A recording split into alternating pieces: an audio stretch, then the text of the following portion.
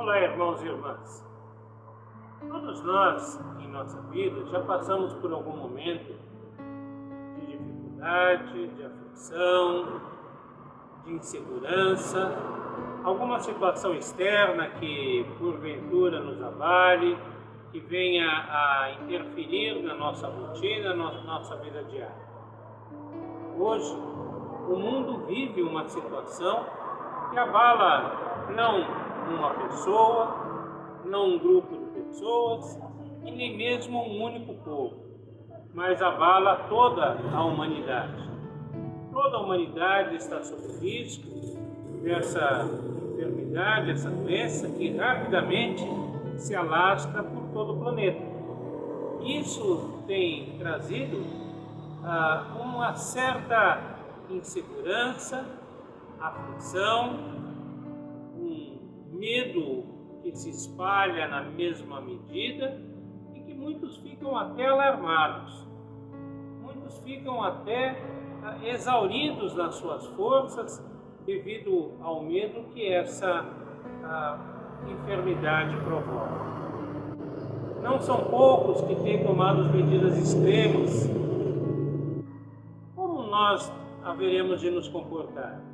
Como nós cristãos, como nós que cremos em Jesus, devemos pensar e viver esses dias tão difíceis que estamos atravessando e que ainda iremos atravessar por algum tempo. Nesse contexto, não nos foi difícil pensar no texto bíblico que colocamos para a meditação dos irmãos. Um texto bastante conhecido, uma situação bastante presente nas pregações, nos estudos das igrejas. E mesmo quem nunca pertenceu a uma igreja, certamente já ouviu falar que Jesus acalmou a tempestade, que Jesus fez com que as ondas parassem e que o vento cessasse. A palavra que hoje trazemos, logicamente, é uma palavra que busca nas Escrituras Sagradas o referencial para a nossa vida, para a nossa fé. Mas ela está também muito relacionada com esse momento que vivemos, com essa pandemia, com o alarme que ele provoca e principalmente com o medo que ele tem despertado na vida de todos os irmãos. Vamos olhar o que a palavra de Deus nos diz. Então, entrando ele no barco, seus discípulos o seguiram. E eis que sobreveio no mar uma grande tempestade, de sorte que o barco era varrido pelas ondas. Entretanto, Jesus dormia. Mas os discípulos vieram acordá-lo, clamando: Senhor, salva-nos, perecemos. Perguntou-lhes então Jesus: Por que sois tímidos, homens de pequena fé? E levantando-se, repreendeu os ventos e o mar, e fez-se grande bonança. E maravilharam-se os homens, dizendo: Quem é este que até os ventos e o mar lhe obedecem?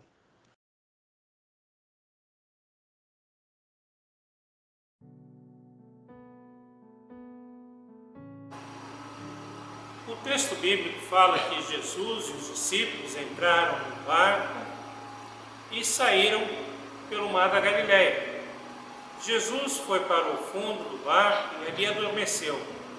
Mas sobreveio uma tempestade muito grande, muito forte, que fazia com que as ondas cobrissem o barco e que também os discípulos se sentissem ameaçados por aquela tempestade. Para entendermos um pouco da situação, nós precisamos pensar o que é o Mar da Galileia e entender um pouco da geografia da região.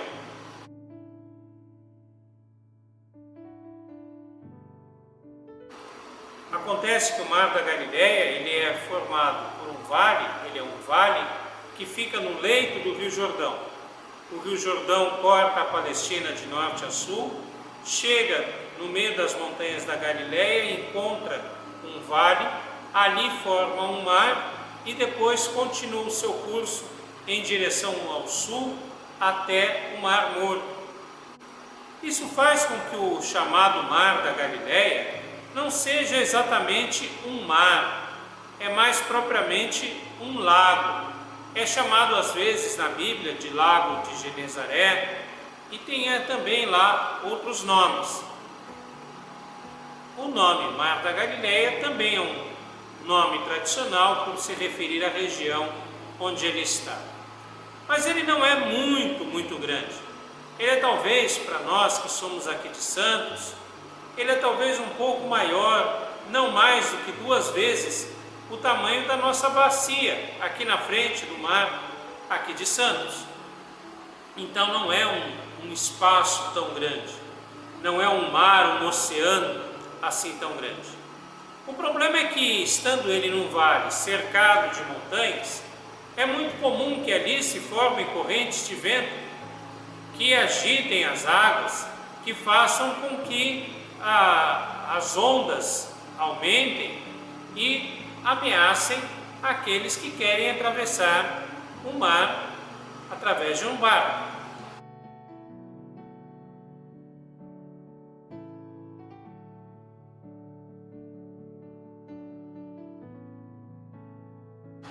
Porém, como eu disse, a geografia favorece esse tipo de fenômeno meteorológico. Com isso, era comum que houvesse ali tempestades de vento, em que as ondas se agitassem. E, portanto, não era alguma coisa totalmente diferente daquilo que os discípulos já tinham enfrentado outras vezes. As tempestades eram relativamente comuns ali. A descrição bíblica, porém, demonstra que talvez essa tempestade fosse de proporções maiores da que aqueles estavam acostumados a enfrentar. Todavia, tempestades, ventos, ondas do mar era uma coisa comum ali na região. Não era uma coisa tão diferente do que eles estavam acostumados a enfrentar. Acabamos de dizer que as tempestades não eram fenômenos anormais ali no Mar da Galileia. De fato, faziam parte ali do contexto. Mas se nós olharmos para as pessoas que estavam naquele barco, nós veremos alguma coisa também muito importante. O Novo Testamento, os Evangelhos, nos contam que Jesus chamou os seus primeiros discípulos dentre pescadores ali do Mar da Galileia. Pedro, Tiago, João, entre outros, eram pescadores dali da região. Eram pessoas que viviam o dia a dia do mar. Eram pessoas que estavam acostumados a enfrentar aquelas situações, a enfrentar aqueles problemas, enfrentar aquelas tempestades. Por mais que essa tempestade fosse alguma coisa pior do que as outras, uma tempestade anormal, eles certamente já haviam enfrentado outras, tinham experiência em como lidar num barquinho de pesca no Mar da Galileia naquela situação. Porém, Jesus não. A Bíblia nos diz que Jesus foi criado em Nazaré, nas montanhas, longe do mar. Ainda mais, ele era carpinteiro de profissão. Não tinha nada a ver com a pesca, com o mar, com barcos. Então, se existia alguém naquele barco que não saberia lidar com uma tempestade no mar, era Jesus, e não os discípulos. Mas os discípulos vão e socorrem, ou se socorrem de Jesus, pedem auxílio, clamam a Jesus por socorro.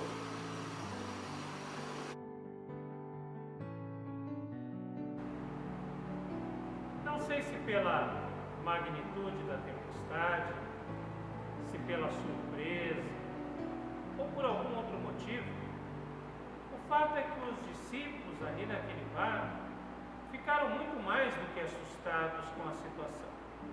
É lógico que uma tempestade no mar nunca é uma situação agradável e sempre exige cuidados. Mas eles ficaram desesperados. Eles foram além do medo que é normal. Eles ficaram tão tensos que não conseguiam fazer com que o barco respondesse às necessidades da hora.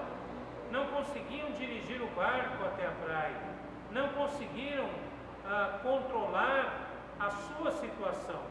Eles, que eram homens experientes, que eram pessoas tão preparadas para aquela situação, acostumadas com aquilo, vão buscar socorro em Jesus. É o que era mais natural, é o que todos nós faríamos.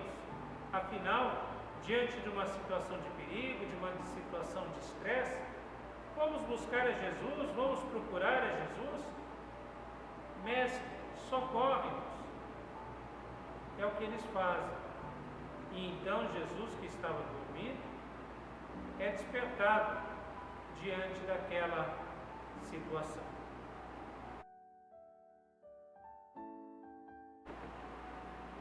Os discípulos, em meio ao desespero, em meio ao medo, vão a Jesus e o acordam e dizem: Senhor, socorre-nos, nós vamos morrer, vamos perecer. E Jesus acorda, bravo, repreende os discípulos e diz: homens de pequena fé. E nós então nos surpreendemos com a atitude de Jesus e ficamos pensando: será que Jesus não gostou de ter sido acordado, de ter sido incomodado? Será que Jesus queria continuar dormindo em meio a toda aquela tempestade, em meio a todo aquele problema? Será que Jesus não percebeu a gravidade da situação? Ou será que Jesus não queria que os discípulos buscassem a Ele, mas simplesmente eles resolvessem o seu problema? Não creio que seja isso. Creio que a revolta de Jesus, a repreensão de Jesus, é consequência de como os discípulos se encontravam, daquilo que eles disseram: vamos perecer, vamos morrer. Será que os discípulos não reconheciam que estava ali aquele que é Senhor do céu, da terra, dos mares, dos ventos e de todas as coisas? E que nem mesmo o sono atrapalha o seu governo sobre todos os elementos? Que nem mesmo o fato dele estar dormindo impedia que ele estivesse no comando daquela situação? E que menos ainda, não era pelo fato de que aquela tempestade os cercava e os ameaçava, que ele não tinha a direção daquele contexto, daquela situação. Mesmo dormindo, mesmo estando ali aparentemente ausente, Jesus é o Senhor de todas as situações. E não há tempestade que possa ameaçar o barco, mesmo o pequeno barco onde Jesus está. Não há tempestade, não há chuva, não há vento, não há ondas que possam comprometer aqueles que estão no barco com Jesus, porque é Ele quem continua no governo. É lógico que isso não tira dos homens a necessidade de trabalharem como sabiam trabalhar, de navegar o seu navio, o seu barco, como eles sabiam fazer, de responder àquela tempestade conforme respondiam sempre. Mas Jesus estava no comando de todas as coisas.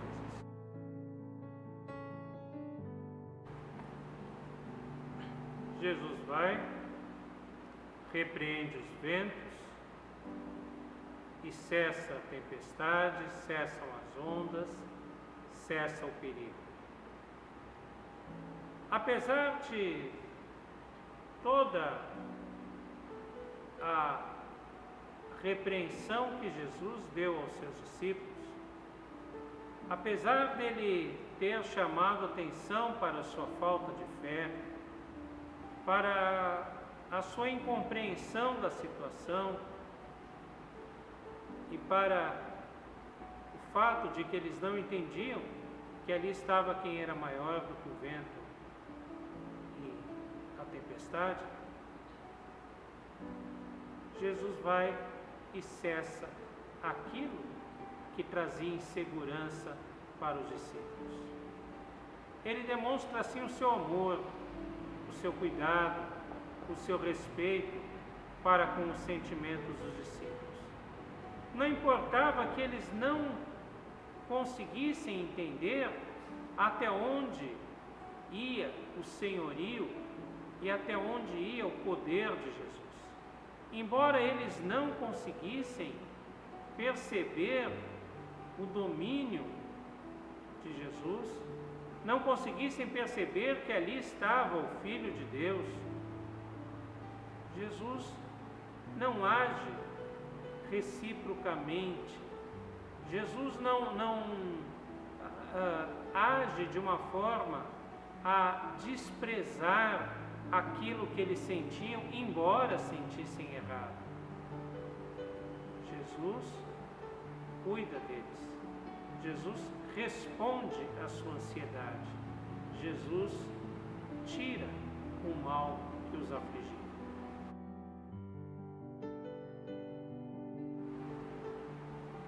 O texto bíblico fala então que a repreensão de Jesus,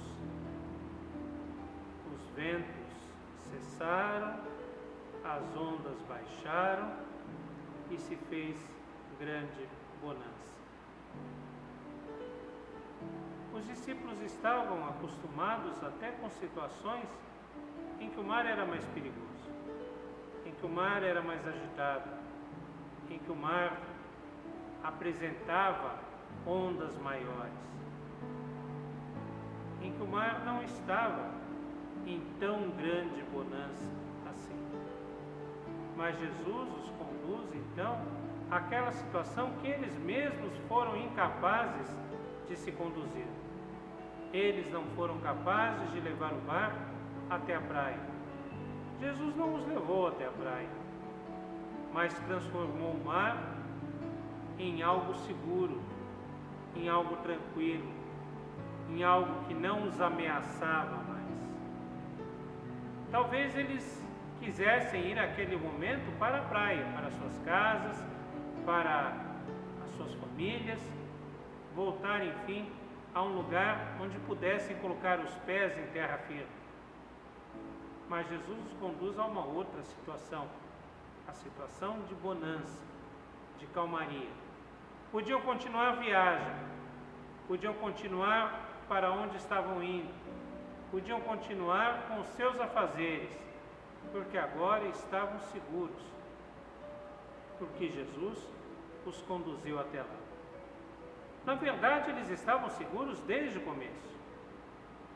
A tempestade, embora eles pensassem que os ameaçasse, não os ameaçava porque Jesus estava no barco. Embora a tempestade parecesse que fosse perigosa, não os atingiria, não os levaria a perecer, a morrer, como eles chegaram a pensar. Porque Jesus estava ali com eles. E Jesus os conduziu à bonança.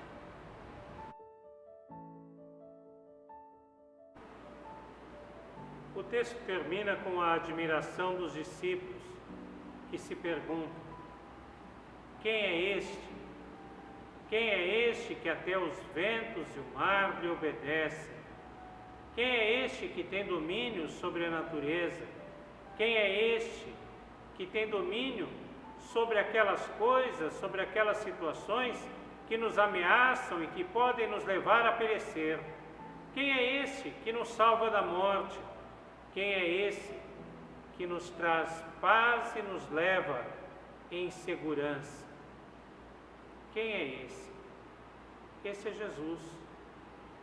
Esse é Jesus, o Filho de Deus, o nosso Senhor. Aquele que dominou a tempestade no mar da Galileia, é aquele que governa as nossas vidas. Aquele que fez cessar os ventos e a tempestade, faz cessar também os perigos sobre a nossa vida. Isso não quer dizer que nós não devemos tomar os cuidados necessários. Isso não significa que devemos ser irresponsáveis e não obedecer às medidas de prevenção. Isso não significa dizer que não devemos ter a real consciência da situação perigosa, dramática em que estamos passando. Mas devemos saber que, acima de tudo, o Senhor está no controle de todas as situações. Ainda que a tempestade venha sobre nós, ainda que Ele pareça dormindo no fundo do barco, ainda que nós tenhamos a sensação de que estamos abandonados à nossa própria sorte, isso não é verdade. O Senhor Jesus domina sobre a nossa vida. O Senhor Jesus cuida de nós. O Senhor Jesus está conosco em todos os momentos e é Ele quem governa sobre todas as situações. Ele está conosco. E com Cristo no barco, como dizia a antiga canção infantil, com Cristo no barco, tudo vai muito bem e passa o temporal.